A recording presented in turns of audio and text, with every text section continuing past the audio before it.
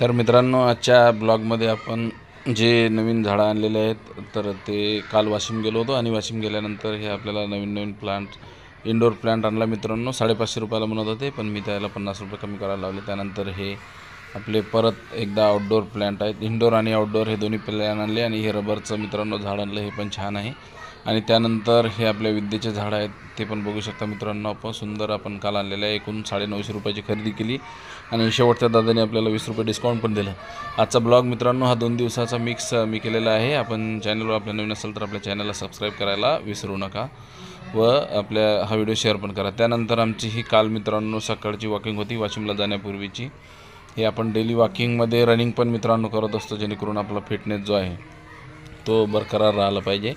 आणि मग या माध्यमातून रनिंग करणे, वॉकिंग करणे.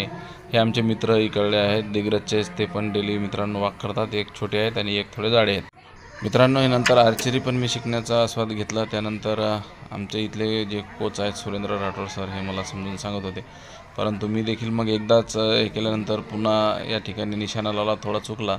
आणि मग हे जे आहे मित्रांनो महाराष्ट्रासाठी अभिमानाची बाब, काल जे आहे छत्रपती शिवाजी महाराजांच्या 12 गड किल्ल्यांना तो जागतिक वारसा याच्यामध्ये मित्रांनो दर्जा मिळालेला आहे.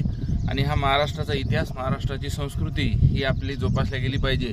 कारण इतिहास व आपलं संस्कृती, आपली भाषा ह्या सर्व नवीन पिढीपर्यंत पोहोचल्या पाहिजे. आणि या सर्व बाबीमध्ये आपण देखील आपल्या लहान मुलांना गड किल्ल्यावरती भेट द्यायला एकदा निश्चित न्या व आपलं आयुष्य एकंदरीत मुलांना चांगले संस्कार द्या. आपल्या सगळ्यांचं स्वागत आहे. आज आपण 5:15ला सुरुवात केली आहे आणि आता 2 ते 2.5 किलोमीटर झालं आहे की आपली पण डेली वॉकिंग आणि डेली रुटीन आपलं चालू राहिलं पाहिजे. धन्यवाद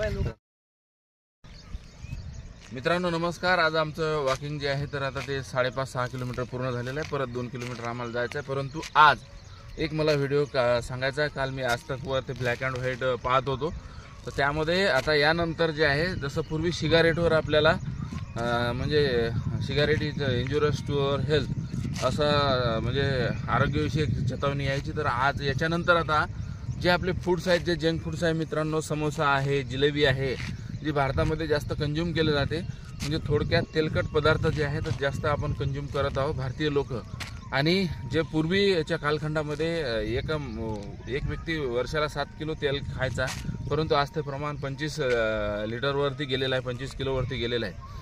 तर या सगळ्या संदर्भात मग एक चेतावणी म्हणून, म्हणजे जर आपल्याला समजा आपण रोज जे आहे तर 30 ml जे आहे मित्रांनो ते तेल खायला पाहिजे, परंतु आज आपण त्याचं कंझ्युम जास्त करत असल्यामुळं आपल्या आरोग्याला ते हानिकारक आहे. म्हणजे सांगायचं झाल्यास थोडक्यात आपण जर 2 समोसे खाल्ले तर दिवसभर आपल्याला दुसरं काही खायचं नाही, म्हणजे तेवढं तेल आपण आपली बॉडी ॲब्झॉर्ब करते. मग ह्या सगळ्या याच्यामध्ये आपलं आजचं जे जीवन आहे, जे फॅटी गोष्टी आपण खातो आहे तर त्यामध्ये आपल्या आरोग्याला ते हानिकारक आहे. आणि यामुळं मग तेलाचे भाव वाढतात. तर आपल्या देशाचे प्राईम मिनिस्टर नरेंद्र मोदी यांनी सांगितलं आहे की आपल्याला आपल्या तेलात आता एका दमानं नाही, परंतु ती हळूहळू 10% तरी कटोती यानंतर केली पाहिजे. कारण ही जर आपण 10% कटोती मित्रांनो केली तर निश्चितपणे ते आपल्या आरोग्यासाठी चांगली आहे.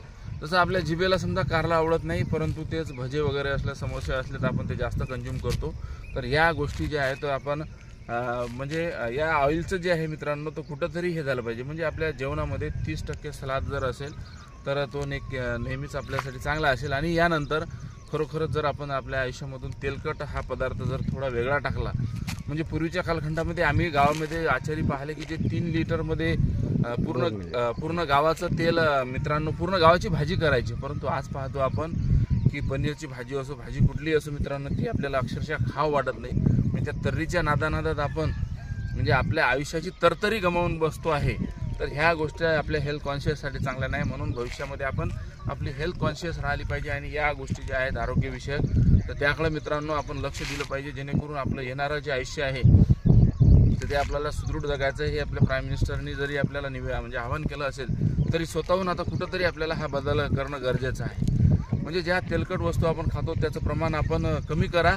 आणि जर आपण समजा 2 समोसे खात असाल तर एकच खा, आणि 1 खात असाल तर ते आठवड्यातून खा. हा बदल मित्रांनो आपल्याला करणं ही काळाची गरज आहे. धन्यवाद. एवढं आपलं ऐका आणि आपलं आरोग्य चांगलं ठेवा. धन्यवाद मित्रांनो. चला.